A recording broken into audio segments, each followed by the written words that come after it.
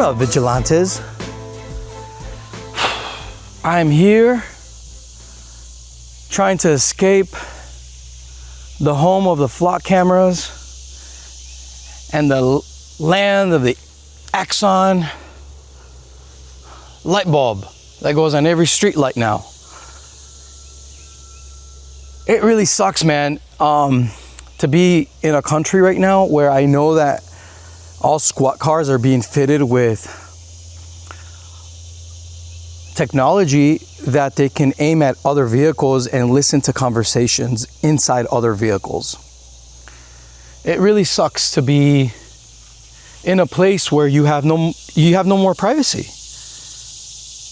It honestly, dude, it really sucks. You know, I was at the World Cup.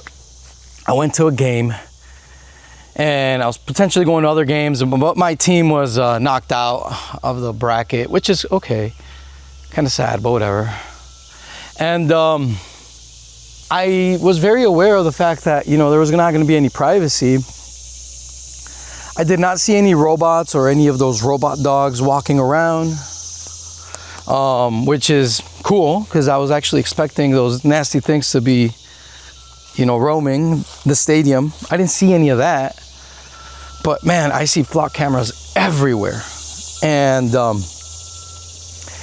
is pretty worrisome. You know, these people here celebrated 250 years of supposedly freedom, but they live in a prison. It's a prison.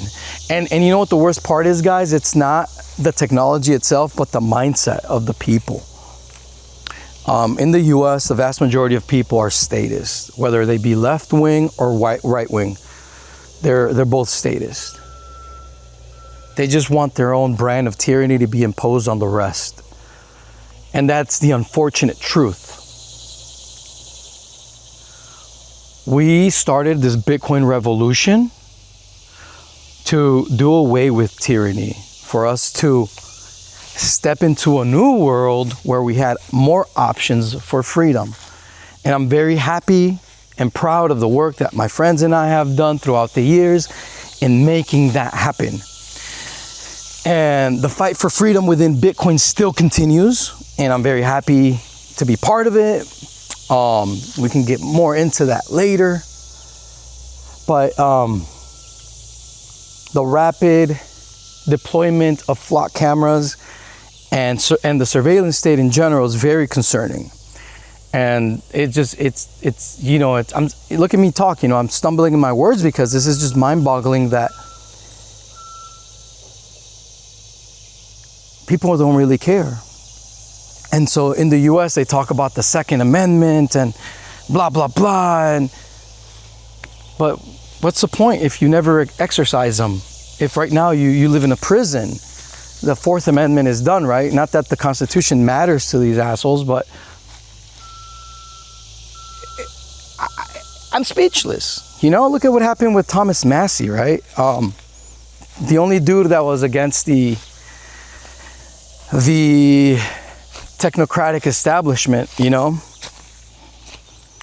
It's the reality, guys, is that sooner or later you're going to realize that we live in a world where it is, you know, they show you that they make you think, they make people believe that we have a fair game in politics, that we have a fair game in finance, that we have a fair game in entrepreneurship, in capitalism. But in reality, the reality is that not a lot of people tell you is that you're not playing by the rules that they put in front of you. The truth is that, like Nietzsche says, once someone breaks the rules and they start cheating, you're playing a completely different game. The truth is, guys, is that politics and government is a rigged game. The truth is that finance and what they call corporate capitalism, crony capitalism, is a rigged game. So what do you do in that scenario? What do you do when the world that you aspire to be part of that you were indoctrinated to belong to is a rigged game. What most people do is that they get angry and they realize that the game is rigged. So what they do is that they try to control the game by assuming power, by whether they be of the left or the right, and imposing force, violence, threats of violence against those who they find to be their opposition. So no one in reality is playing a fair game. We don't live in a system where people are playing fairly at all. And that's really sad. That's really sad. And without that morality, that ethics, you really can't have fairness. And where is the origin of peace, right? And so now the surveillance state is being imposed to bring about. There's a beautiful eagle flying above me. It's being imposed, or it could be a drone. I don't know nowadays. The surveillance state is the ultimate weapon against any type of competition. It is the ultimate authoritarian mechanism. And it's very sad that we live in a world right now where that is the normal, where that is normalized now. It's been less than a year, and these flock cameras are everywhere. And people think that it's okay, that it is normal, that I don't even know what they're thinking now. They're deploying vehicles now with these, smart cars, Teslas or whatever, that have a freaking camera pointed at your forehead all the time.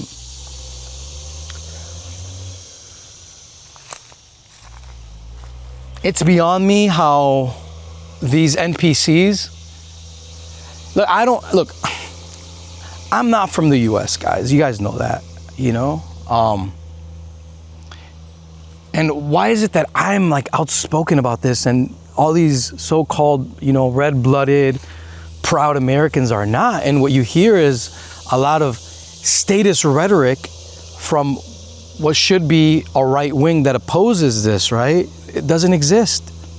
That's the most messed up part about all of this is that there is no real political opposition to this, whether it be left or right. It's the same across the board. So, and I hate to talk about politics again, but it's almost like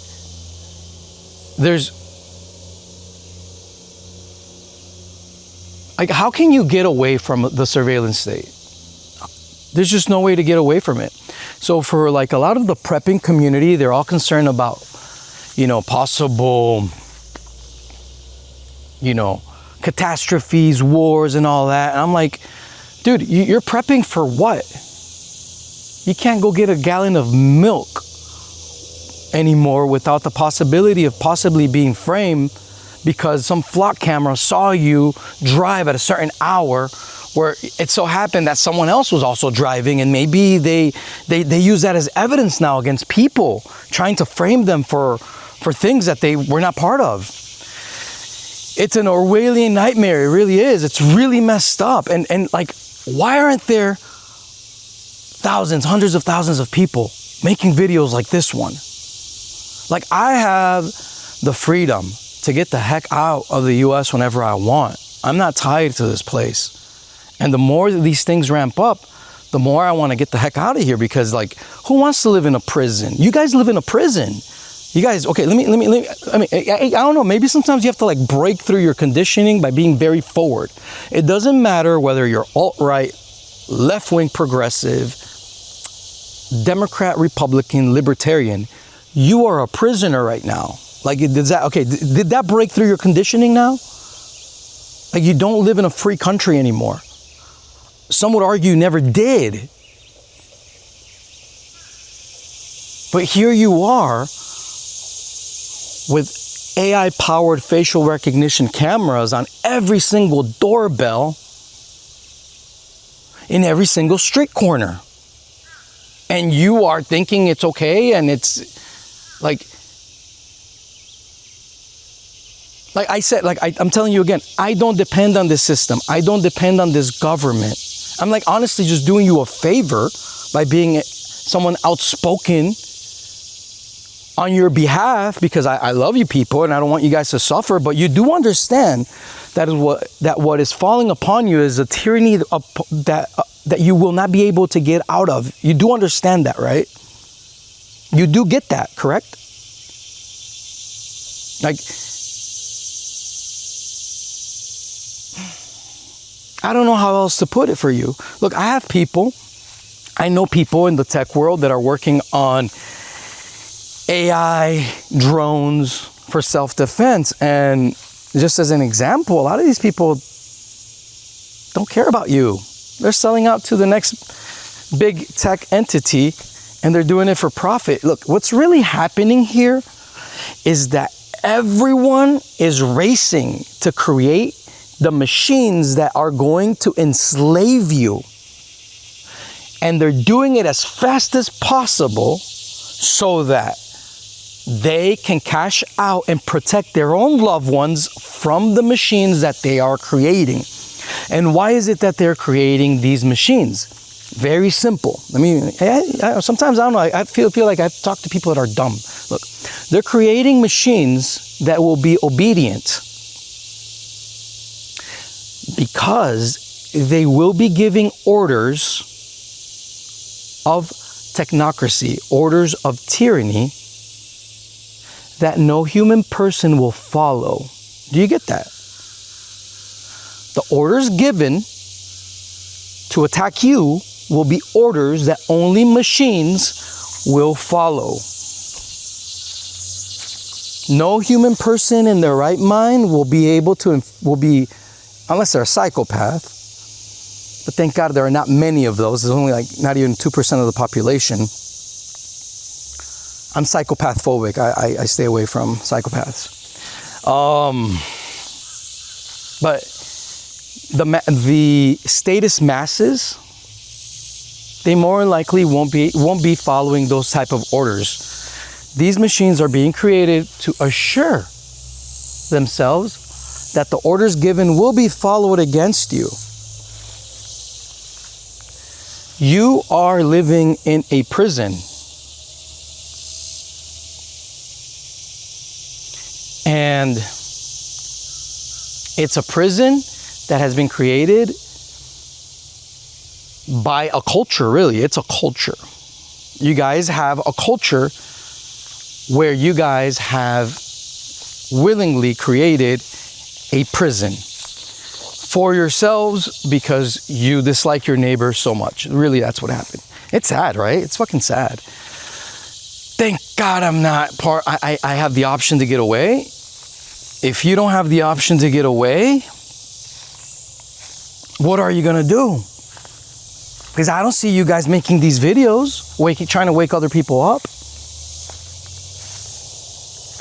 If you're not making these videos and putting your face out there, then what are you doing? And more than likely, you're not doing anything. And you're just sitting around hoping that your vote for some crooked politician is going to help you. Like, that's your mindset, really. And I'm noticing more and more angst in the air. It's good to leave a place and then come back. I like to leave a country and then come back in. And you feel the energy shift. You feel how people really are feeling about things. And people are starting to feel it here. They don't say it out loud, but everyone knows that they're being surveilled. Look, let me tell you something. If I'm ever in the US, I try to be in the woods as much as possible, right? Why is that? Because, I mean, not that there are not trail cams in different places. There are. And some are camouflaged very well. But the main reason why I like being out in nature is because I know that there's a less likelihood chance of being under someone's surveillance. it's pretty sad, guys. It's pretty sad that, when they talk about land of the free, home of the brave, I'm sorry, but you guys are no longer brave because you guys you're living in a prison and you're not free. Because if you're living under tyranny, under surveillance, you're not free. So, happy 250 birthday, right? Like, how fucked up, right? That in 250 years of this experiment, it's such a catastrophe. So, again, I hate talking about politics. It's depressing. This fucking sucks, man. But let's talk about what gives us hope, because this is what matters, okay? This is why we have this channel. This is why we do the Crypto Vigilante. This is why we have Anarchapulco. This is why we do what we do, is because deep down we know that we have the solutions for hope, for creating a better world, a better place. And the whole idea behind blockchain technology is fairness. We don't trust other people. We trust, and we want to be part of. We want to be part of a fair system where we no longer trust other human beings who can be corrupted or corruptible, but we trust mathematics. And I find that extremely beautiful. I find that to be, in a sense, real politics. Like politics that actually aim to serve you, not to serve itself. And the truth is, guys, is that because these technologies are so powerful, there has been a lot of hate towards them and a lot of attacks against these technologies. Again, and I've said this in the past, the hijacking of Bitcoin is real. Every single day, the powers that be hate the idea of sound digital cryptocurrency that is away from their claws of surveillance and unfairness.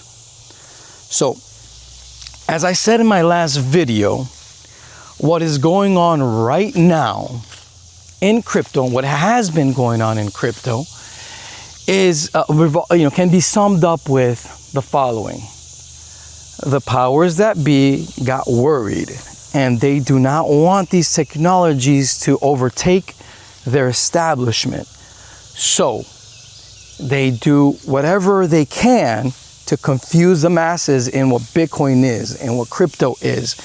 And they've done a very good job at that.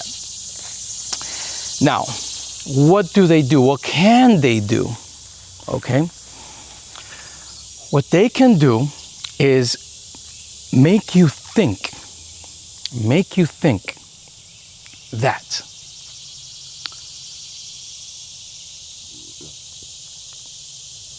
Bitcoin and crypto is nothing more than an investment vehicle to trade within exchanges that they themselves fund or own. In other words, that Bitcoin and crypto is nothing more than a stupid token that you trade, and that's it. At the heart of this argument, at the heart of this propaganda, is the idea and the desire to keep you dumb. They want to keep you dumb. That's really what they want. They want to keep you dumb. That's their entire goal. And they've done a pretty good job at that because they're experts at human behavior. They're experts at manipulating you guys. They know, they've been training you guys since you were little kids through the media, public schooling, even private schools. The vast majority of them are statists. Doesn't matter if they're religious, they're statists. They worship the state. They bend the knee to the state. So most of you guys, including myself, we were all trained by these people. to think how they want you to think. And so it is very easy for them to continue that training. It's very easy to continue that training and to use that training against you. So that is a very real aspect of all of this, that they want to keep you locked into their system. That's their entire goal. Their system has been imposed. They don't want you to leave. So they create the surveillance state. They'll lock it down even more, so then you can't leave. You know, what's even more bothersome, guys, is that here's a black pill. The people that were going to protest all of this mass surveillance already did. And no one else is doing it right now because they're too shit scared to do so. They know that with AI tracking, they're done. So I'm probably one of the last people that are going to be protesting this. The truth is, that's the honest truth. And with AI generated video and audio, they're going to set up a lot of BS to confuse people even more and to encourage them into not protesting. And not that protesting really does anything. But I think that people are going to stop protesting completely from now on. I think that's something that's, we're going to see less and less of that because people are scared. They know they're being watched. They know they're being traced. So crypto was a way to get out of their system, and it still is. And so they need to lock it down. They need to lock down the prison doors through mass surveillance so you can't leave. The hijacking of Bitcoin was their means to buy time for this. And they were able to achieve what they needed, which was to buy time and to confuse the masses about what Bitcoin and crypto truly are. Honestly, guys, the most confused people about Bitcoin are the Bitcoin maximalists themselves. I think they were the first victims of this. And yeah, just consider how they think that, the greatness of Bitcoin boils down to Michael Saylor. Like literally, that's where their mind is. They're really small-minded. They're people that were easy to psyop. So,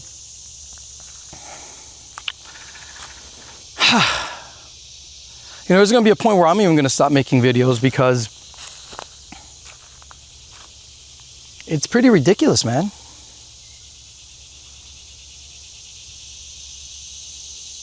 It's pretty ridiculous. I think, and there's just like this sense that like everyone in the US gave up already. They're just giving into the tyranny.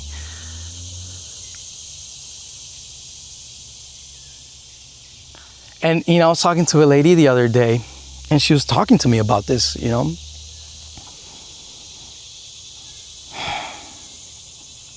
I told her, look, ma'am, I don't think the guys are going to do anything. I don't think the men are going to man up. They're not going to do it. It's going to be the moms and the grandmas who are going to have to expose themselves, maybe get hurt in the process, and then the dudes will do something. But I mean, at this point, I don't even think seeing their mom hurt or the girl hurt would get them to do anything. They just talk a big game, They talk a big game in the US about gun rights. But to be honest, dude, like, Mexico is more badass than the United States when it comes to freedom. And you can ask any American that goes to Mexico. Because they actually, if the police gets out of hand down there, the people actually take up arms.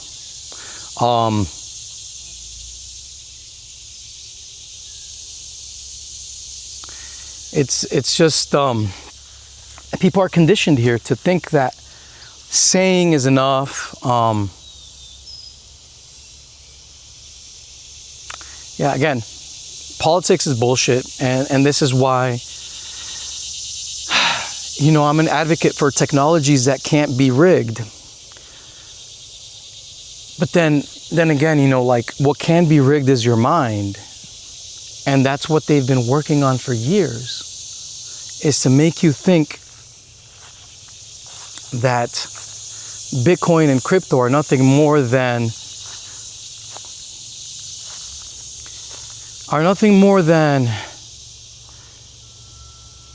investment vehicles to make a quick buck.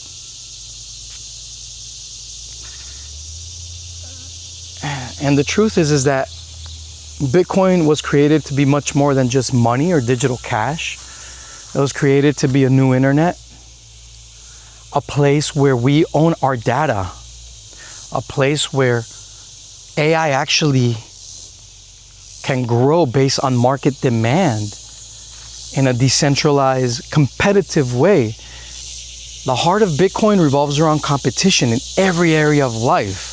And most people in crypto don't understand that because they were kept dumb about Bitcoin. It's another black pill. They were literally kept dumb about Bitcoin. And love them or hate them, the truth is that Craig Wright already scaled Bitcoin. BSV is doing over 1 million transactions per second. Chronicle, the latest upgrade, allows you to compute script, meaning to do smart contracts, not just on the inputs, but also the inputs and the outputs of the UTXO model, the unspent transactions model. So there are very few communities in crypto where I actually feel like I'm learning something. And to be completely honest, guys, the one community where I learn the most and my brain is constantly being challenged is BSV. To be completely honest, guys. And it has been the most hated, delisted version of Bitcoin in the world, because it is the version of Bitcoin that says that Bitcoin is a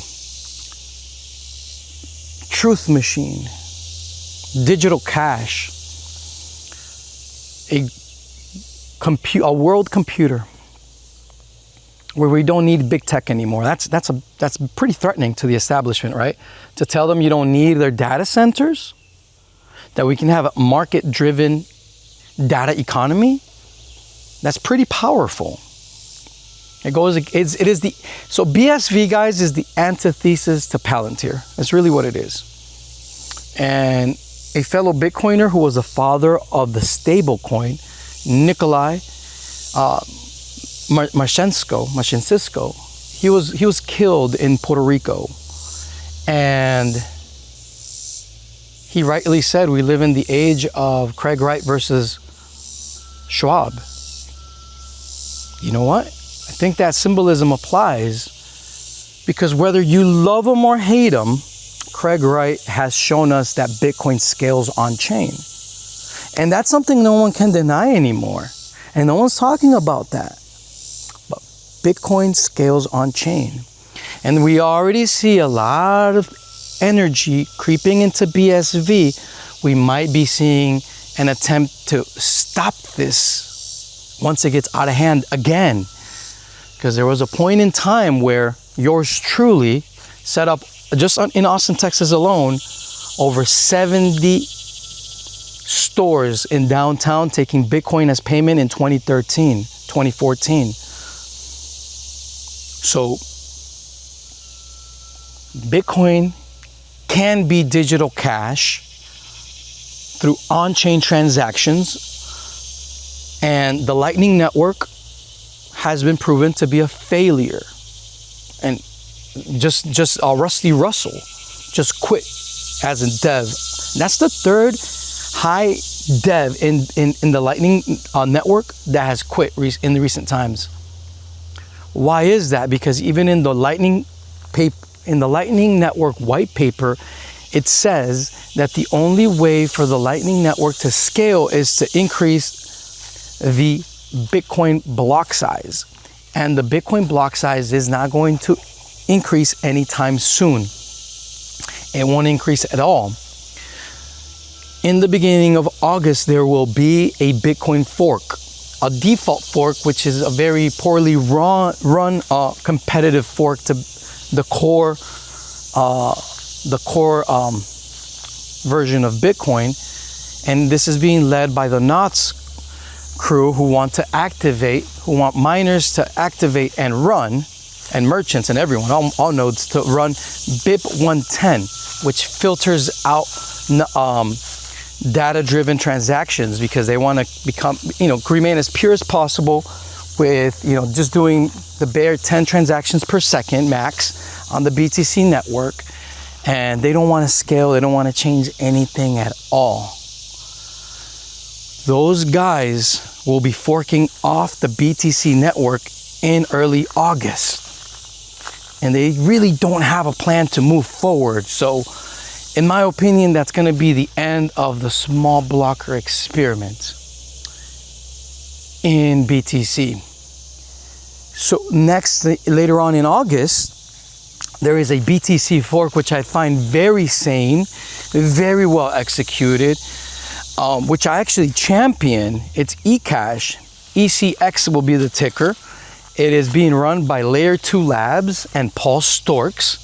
And I find this to be a genius means of scaling Bitcoin by allowing for the immersion of drivechains, which in BTC is found as a gift given by Layer 2 Labs as BIP 300 and BIP 301. And what drivechains allows people to do is to create as many merge mine side chains to the Satoshi chain, to the main chain of Satoshi. And this is very similar to the gift that Satoshi gave us with Namecoin. So Namecoin was a side chain, drive chain, given to us by Satoshi that is merge mined with Bitcoin. So that to me is very exciting, because eCash positions itself now to give you a continuation of the Bitcoin BTC protocol in a way where we can actually scale. And we can scale without stepping on each other's toes. So, for example, if you want a big blocker blockchain, you can have that. Everyone still has the same 21 million eCash coins now after the fork. And you can move however many of yours you want to move to that blockchain. If you want a private by default drive chain, people can create that. And then you can move from the main chain, the main eCash chain, you can move those tokens to the private by default eCash blockchain. There's actually, upon launching, there will be a Polymarket sidechain, drive chain, Truthcoin, I think it's going to be called. There's going to be a Zcash copy. So there's going to be Zcash technology as a side chain, a drive chain of eCash. It's going to be called, that's going to be called Z-Side. And so this is a very beautiful way of scaling Bitcoin by not imposing one way of doing things, but rather by giving everyone options, right? So let me break this down even further. As you guys know, I've been a big advocate for the scaling modality of abundance, right? Of having one version of Bitcoin that does everything, as we find with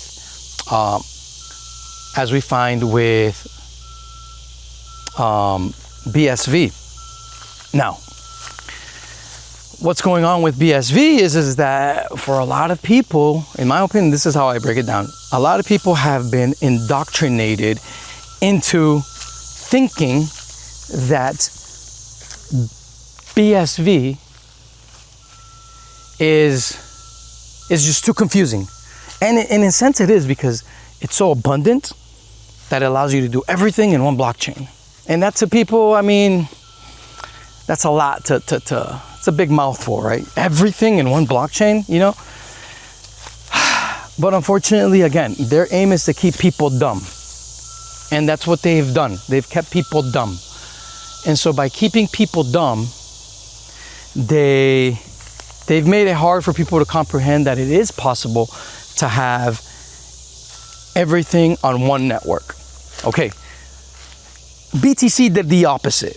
BTC said, we want to enforce scarcity by default.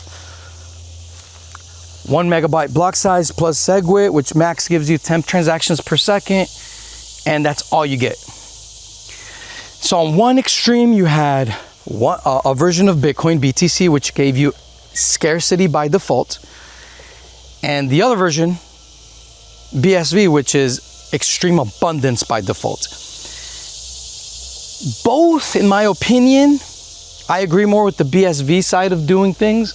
However, they both forced one way of doing things. And that was, I don't know, it's just,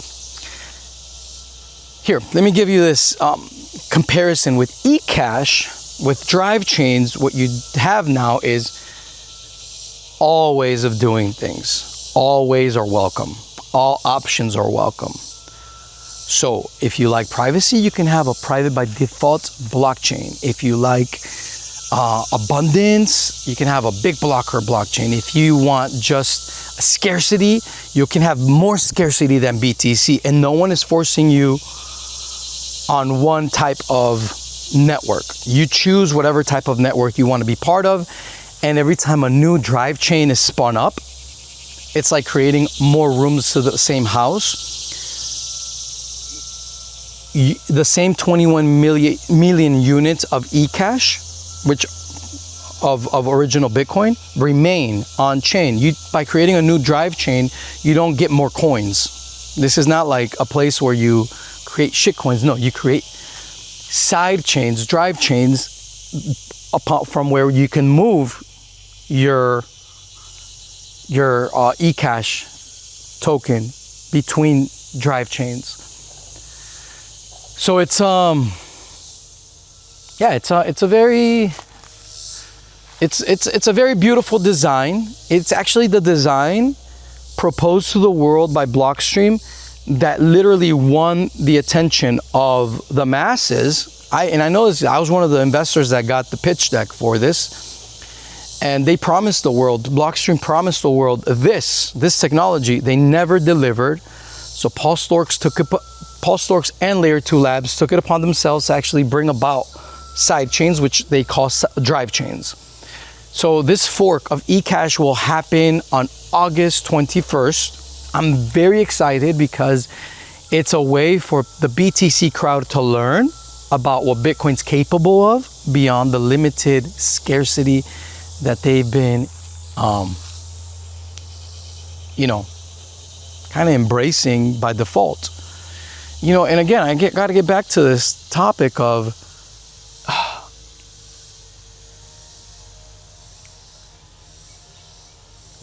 the scarcity found in the vast majority of blockchains keeps you dumb on purpose. Because if you're told that a blockchain only does this little bit, then your mind can only expand this little bit, and you're stuck there. And you're repeating things from 20 years ago thinking you're smart, and no, you're really dumb. You don't ever grow. But when I tell you, check this out, that on BSV right now, they are training AI on chain, in that they're doing 1 million transactions per second on chain, that you can compute script both on the output and the input. I'm challenging you there, man. And if you're a BTC Maxi, if you're a guy on Bitcoin Cash, if you're anyone familiar with the proof of work UTXO model, whether you're from Dogecoin or what have you, or if even Ethereum Solana, which is account based, like, I'm challenging you guys. Like, you can store data on chain on BSV. Like, this is Bitcoin's original design, the way Satoshi gave it to us, scaled. That's what's different here.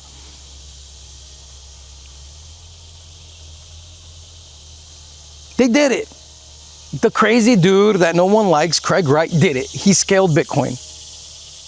And I have people that I work with that don't like Craig Wright, that don't like BSV. Not everyone in the Crypto Vigilante agrees with me on BSV, but my challenge even to them, Mr. X, I'm talking to you and all these guys, hello, is, hey dude, Craig and the guys around him prove that Bitcoin can scale on chain. What's your argument? They are training AI on chain. Check out Indelible. Craig Wright has a new venture where he's training AI on chain. It's called, I think it's ARC Network. I think that's the name, the ARC Network. Correct me if I'm wrong on the comments.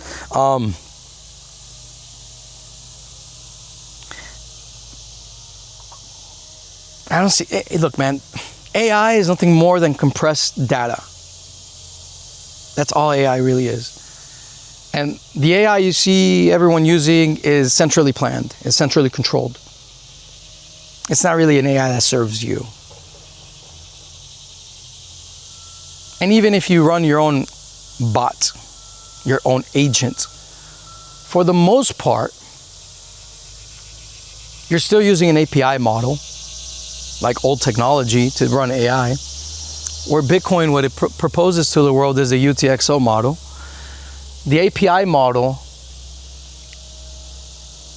necessitates that the AI have to confirm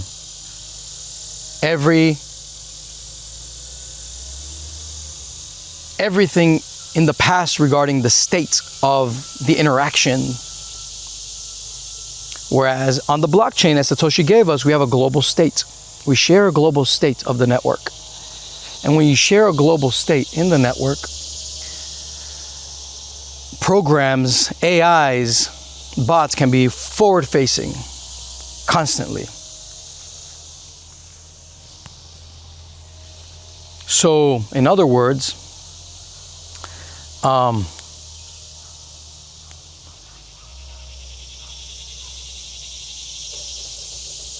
in the API model, the open claw bots have to constantly verify everything from the past.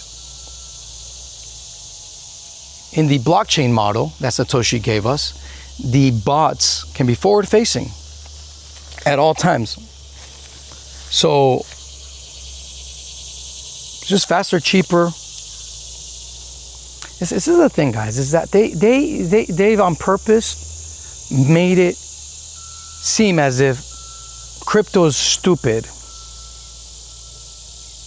to keep you dumb. And they gave you the lowest common denominator of use case for Bitcoin, which is hold it and do nothing. But there's so much more to Bitcoin, guys. What's another fair game in crypto? Monero. It's a fair game. It's a fair game where you get to be private by default. You are not susceptible to the surveillance. And you actually have a means to try to be free, but you know, like we're in a situation where now it's been confirmed that we are ruled.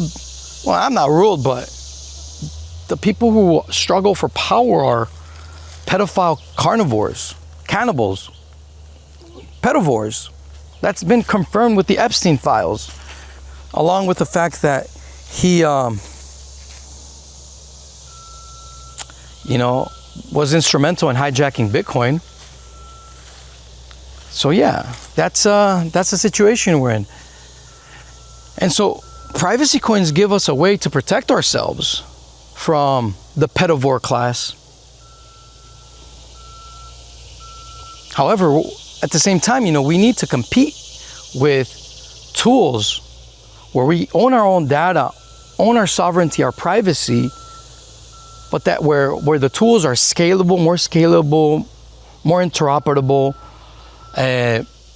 more efficient, faster, and cheaper than anything big tech has to offer.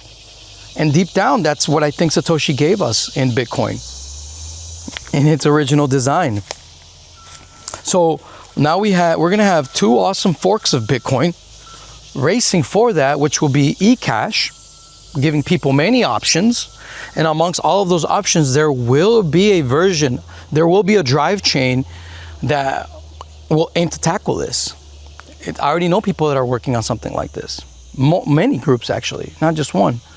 So eCash is a very viable option for the future of Bitcoin that is a way out for a BTC itself. Because BTC is at this point, they're a mess. They're forking twice in August. Saylor is just digging himself a deeper hole, and everyone's cashing out and using him as exit liquidity, and everyone that's using their pension funds to buy Bitcoin, that version of Bitcoin. Most of our team at the Crypto Vigilante became privacy enthusiasts when the Bitcoin hijacking civil war took place, and they've actually have done better, like a lot of us, by going into privacy coins like Monero than staying in Bitcoin. I'm just like the only one that stayed fighting for Satoshi's vision, because to be honest, to be completely honest, guys, it is the place where I learned the most, because the BSV person attempts to, this is the thesis is, I'm going to humbly learn what Satoshi gave us and take it to its extreme. I'm not going to do away with opcodes. I'm going to scale Bitcoin to its extreme, and at the very least, learn what it is, this new thing he gave us. Take the UTXO model to its ultimate conclusion. And we found that it is the most scalable way of scaling any network within a blockchain. It's more scalable than Solana, more scalable than Ethereum. The UTXO model. They use the banking model, actually, the account-based model. That's what Solana and Ethereum use. They use the banking, the model of the Swift system. Exactly, you know what I mean? Like, and they think that's more high-end than what Satoshi gave us. No, Satoshi gave us the real deal, the UTXO model. Proof of work. We take proof of work to its logical conclusion, to the point that we discovered how proof of work can be used to reignite a new world of marketing by putting energy behind content to know whether that entity is really a bot or not talking to you on the internet. We discovered these things about proof of work that no one else did. So like, and now we're even programming the script on the output and the input of the UTXO model. Like, Bitcoin truly is a Turing complete machine, meaning it is a supercomputer. Satoshi gave us a supercomputer, not just digital cash for the world, but a supercomputer. Because in the age of modern fintech, a supercomputer is the only thing that can truly compete against the fiat technocratic establishment of mass surveillance. And it has to be something that interconnects people while still giving them the option of privacy. And it has to be more scalable than the fiat system. It has to be more secure than the fiat system. It's already been proven with proof of work in BTC, right? You know, BTC still kept a lot of the hardest, most badass things about Bitcoin, but still gave you the lowest common denominator. Now with eCash, ECX, and BSV, we're taking those ideas and taking them to the next level. BSV right now is doing 1 million transactions per second. Argue with that, man. Like, the past is the past. The new book has started. We are, like, Craig Wright has already proven his thesis. His devs have already scaled Bitcoin. There's no argument anymore. It's a new book, a new chapter has started, and whatever happened in the past, the bullshit with the law, all of that is over. Like, the truth is that BTC is at a stalemate. Half of its network is going to fork off, and another third is going to fork off. Another network is going to fork off. Like, it's insane. The Lightning Network is a complete failure. What is it that they had? Okay, at the end of BTC, what is it that they had? They had a BitVM. And BitVM is nothing more than a copy of BSV libraries. And I proved that on this channel. I brought in Xiaowei Lu, who now goes by Bruce Liu, and Super Testnet, who works with Robin Linus. And Super Testnet himself said that their inspiration was BSV libraries. So after the Lightning Network failed, what the people in BTC started doing was they started figuring out, how do we scale BTC in a way that still saves face if the Lightning Network is not doing so? They created BitVM, the Bitcoin virtual machine. And then finally they realized that Bitcoin was Turing complete, which is something that big blockers like myself and Craig Wright have been saying for over 10 years. So all of a sudden they're promoting copies of BSV libraries. So, and then we find out that Epstein was behind the hijacking of Bitcoin. And that Epstein was even in cahoots with I don't know, some things I have to be quiet about because I don't want to, I'm already exposed too much, right? But yeah, he sided against the BSV crowd both times. That's all I'm going to say. Both times. Like, how fucking crazy is that, right? And then you find the father of the stablecoin, Nikolai, the creator of the Maker DAO, the DAI and the Psi, he was murdered after he called out that there was a pedophile ring in Puerto Rico. Look up his last tweet. It's at delete shitcoin. My glasses are a little crooked. At delete shitcoin on X, on Twitter. At delete_shitcoin. At delete_shitcoin. Look him up. He has a bunch of sunbursts. You have stable coins because of him. And he knew, and he talked about what I'm talking to you about right now.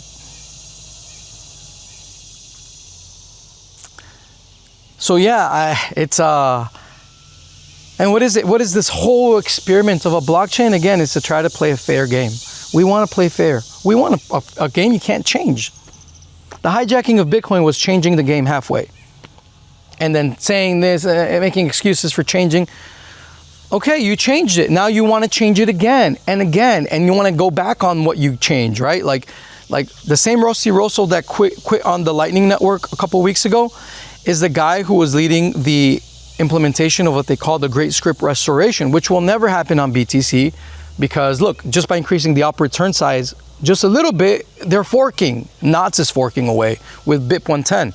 So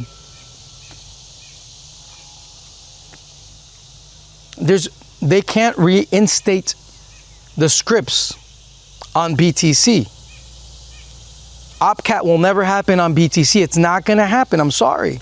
This is why the smartest people in BTC are also forking away and creating eCash, led by Paul Storks and Layer 2 Labs. So even Robin Linus, guys, Robin Linus, the guy who, him and his friends, they copied BSV libraries to try to sell to VCs after the Lightning Network failed. They tried to find a roundabout way. And then they started saying things that were native to Big Blocker,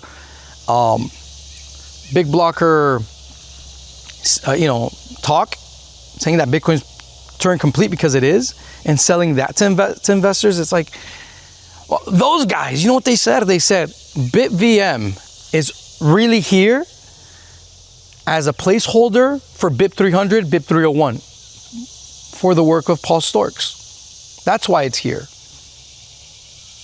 Like, the real deal is drivechains. Paul Storks and Layer 2 Labs gifted drivechains to BTC after the core devs themselves promised the world that they would give BTC that technology, and they never did. This was on the pitch deck that Austin Hill and Adam Back sent to investors when they first were sourcing capital for Blockstream. And they never delivered on sidechains, which Paul Storks had to create himself. He calls them drive chains. But the gift is still there. BTC can implement BIP 300 tomorrow if they wanted to, but they won't. They won't.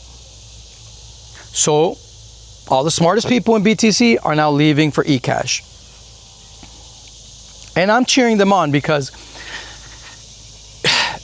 these technologies are not about even the technology itself. You know what these technologies are? Are about the technology in your mind. They're about these technologies are nothing without the human person. It is the human individual who matters most in these networks. Without the human person, these networks don't matter. These computers are bringing us together. So the most important node of the network is you. It's what's on your mind. It's how well you understand Bitcoin, how well you understand Monero. That's really what the game-changing idea here is that you are the node that matters most.